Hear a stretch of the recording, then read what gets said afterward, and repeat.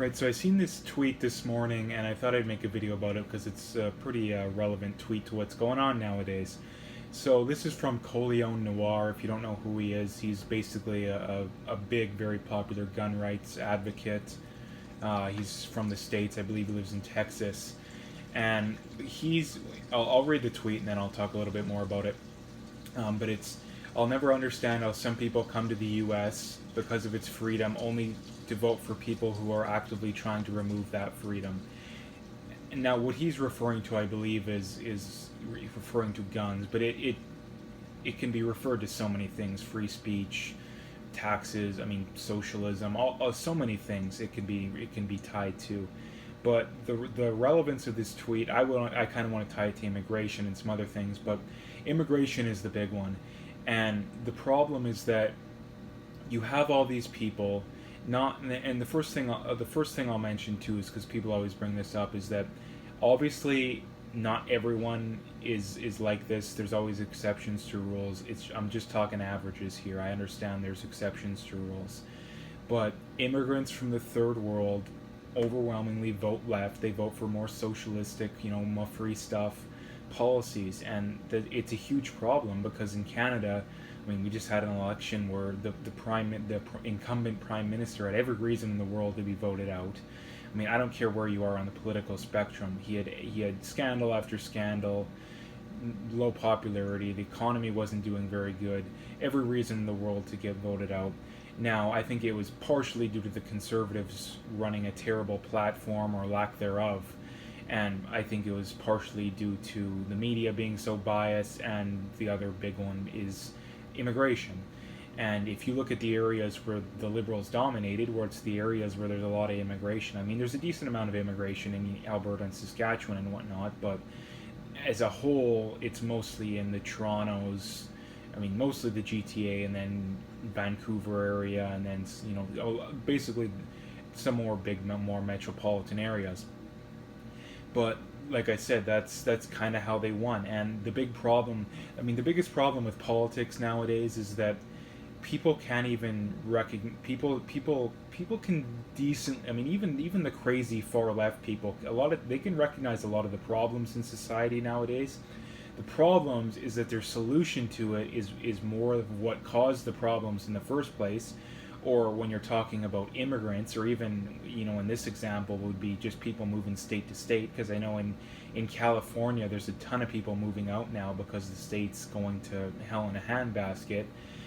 But I mean, like I say, it can even be, state to state in the states, and even province to province in Canada. But people, they'll vote for policies that destroy a province or a country, or I mean, if you're talking about countries in like Africa or the Middle East, there never was a much freedom, if any, to begin with, and they'll vote for policies that are exactly the same as what caused the problems they were in the first place, or what caused the never having the freedoms or the stuff to begin with. And that's, I think, one of the biggest issues out there nowadays, because like I say, if we can't recognize what the problems in society actually are, then how are we going to come up with solutions? It's how the sayings go. If you can't even figure out what a problem is and what's causing it, well, how can you come up with a solution? It's impossible, and that's why we're struggling so much as a society nowadays. Is because we can't recognize what the actual problems are. Now, the reasons for that is that they make people very, very uncomfortable, and blaming capitalism and tax the rich and all this kind of stuff, it's an easy thing to do.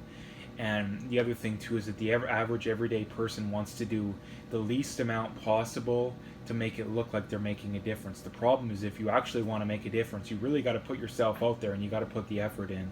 It's not, posting something on Facebook or Twitter and no, my job is done. It's making videos, it's sharing stuff. Not only that, sharing stuff that might make people uncomfortable too. Like, personally, like, I don't really care when people show me something that makes me uncomfortable. I hear people talking about politics all the time, and I know it's, just complete BS, like, talking about how great socialism would be, or bashing Trump, or that's something you hear a lot in Canada.